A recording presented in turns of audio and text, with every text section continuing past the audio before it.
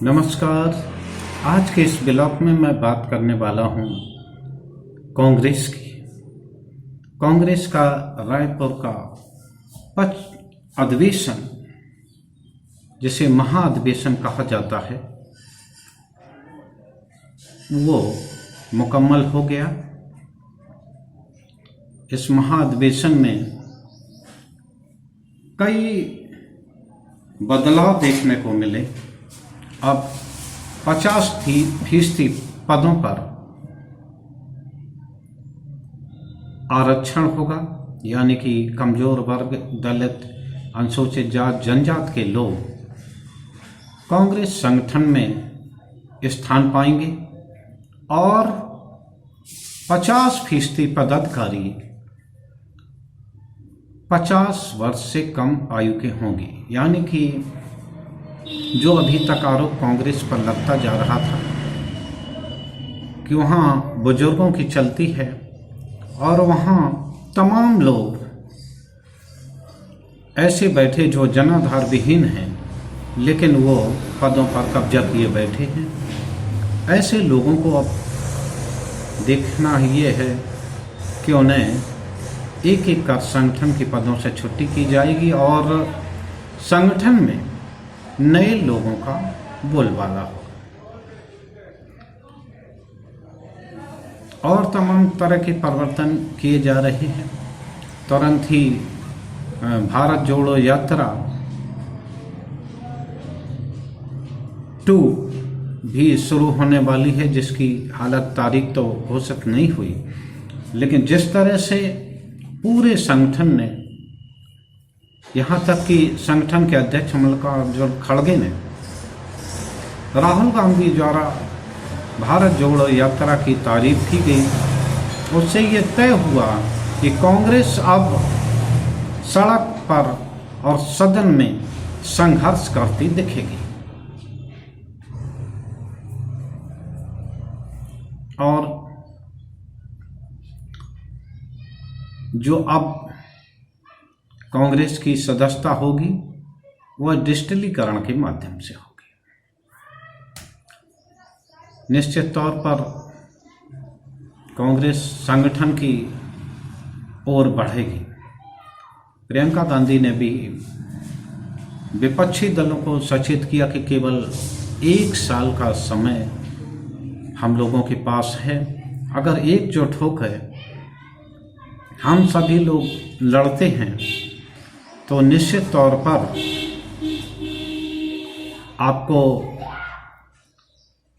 बदलाव देखने को मिलेगा। नहीं तो अगर अलग अलग तरीके से या तीसरे मोर्चे बनाकर अगर लड़ा जाता है तो इससे भारतीय जनता पार्टी को, यानी कि राष्ट्रीय जनतांत्रिक गठबंधन को ही लाभ पहुंचेगा। देखिए, अब देखना यह है कि कांग्रेस जो तमाम प्रस्ताव पास किए उसे जमीन पर किस तरह उतारेगी। केवल सही बात है कि केवल चुनाव में लगातार ये चुनावी वर्ष हैं जिनमें कि उनके संगठन की और साथ ही नेतृत्व की भी परीक्षा होने वाली है, क्योंकि 2023 में भी 9 राज्यों में चुनाव है, जिनके चुनाव अत्यंत महत्वपूर्ण है। कर्नाटक में भी चुनाव होना है और अभी हाल फिलहाल त्रिपुरा, मेघालय, नागालैंड में चुनाव की प्रक्रिया लगभग पूरी हो गई। 2 मार्च को परिणाम आने हैं। लास्ट 23 तक और 6-7 राज्यों में इलेक्शन होंगे, जो हिंदी पार्टी के बड़े मजबूत राज्य माने जाते हैं। मध्य प्रदेश, राजस्थान, छत्तीसगढ़, झारखंड, कर्नाटक आदि राज्यों में चुनाव होगा। निश्चित तौर पर अधिवेशन में भी कांग्रेस ने इन पे कार्यकर्ताओं को ये कहा था कि सभी चुनाव को हम लोग चूक लोकसभा की दृष्टि से ये चुनाव महत्वपूर्ण है, तो इसी हर चुनाव को अब गंभीरता से लेना होगा। कांग्रेस की मुख्य समस्या ये है कि उनमें विचारधारा है, सब चीज है, लेकिन उस विचार को जमीन तक उतारने के लिए लोग नहीं है, यानी कि उनका संगठन अभी बूथ स्तर तक नहीं है।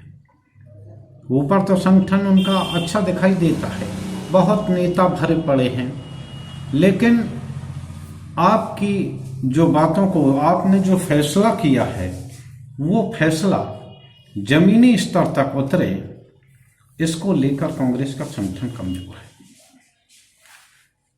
कांग्रेस को अब दिन रात मेहनत करनी पड़ेगी अगर वो ये चाहते हैं कि कुछ बदलाव दिखे और कांग्रेस राजनीति की मुख्य धारा में आए, तो निश्चित तौर पर कांग्रेस को दिन रात मेहनत करनी पड़ेगी। सबसे पहले तो उन्हें अपने संगठन पर जोर देना पड़ेगा, क्योंकि संगठन में हालांकि कार्य समिति का चुनाव इस बार नहीं हो रहा है,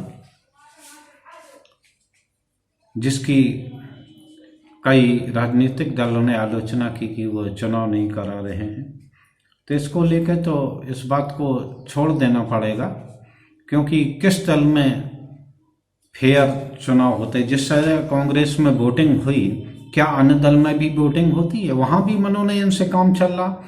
इसमें न पड़ के जमीन स्तर तक कांग्रेस को मजबूत करने पर एक आध बूथ, ब्लॉक और जिले तक में उनको एक मजबूत संगठन खड़ा करना पड़ेगा, तभी वो अपने उसमें सफल हो पाएगी। क्योंकि केवल राजनीतिक प्रस्ताव पास कर लेने से, आर्थिक प्रस्ताव पास कर लेने से, या आप जो भी योजना बनाना चाहते हैं उसको पास कर लेने से कोई बात बनने वाली नहीं है। आपको जो आपने विचार किए हैं, जो भी योजनाएं आपने लागू की हैं, तो वो जमीन तक कैसे पहुंचे, आम जनता तक कैसे जुड़े और आम जनता आपकी कही बातों को किस तरह से आपसे संबद्ध हो पाए, इसके लिए एक मजबूत संगठन की आवश्यकता है। आशा है कि कांग्रेस उस दिशा की ओर बढ़ेगी। अगर संगठन कमजोर रहता है तो बिना संगठन के चुनाव नहीं लड़े जा सकते, ये कांग्रेस को भान हो गया होगा।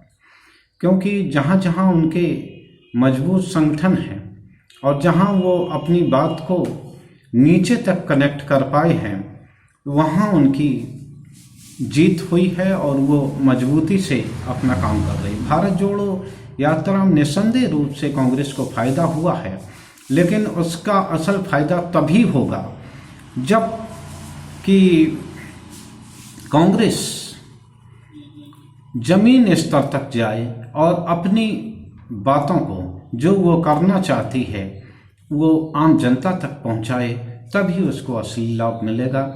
केवल किताबी बातों से बात करने और प्रस्ताव पास करने से बात बनने वाली नहीं है। कांग्रेस को जमीन पर उतरकर संघर्ष करना पड़ेगा और संघर्ष किस मुद्दे पर हुआ और उसका क्या वो है, तो आम जनता तक भी इसकी जानकारी जाए तो ज़्यादा ठीक रहेगा, जिसके लिए एक युवा और सक्रिय संगठन की आवश्यकता होगी। कांग्रेस इस दिशा में सोच रही है। अब जितनी जल्दी ये काम हो जाए उतना अच्छा रहेगा। और कांग्रेस चूंकि बड़ा राजनीतिक दल है तो उसे ही बड़ा दल दिखाना पड़ेगा, तो इसलिए हम चाहते हैं कि कांग्रेस ये प्रतीक्षा न करे कि सभी दल उनके पास खबर भेजें कि हम आपको समर्थन देना चाहते।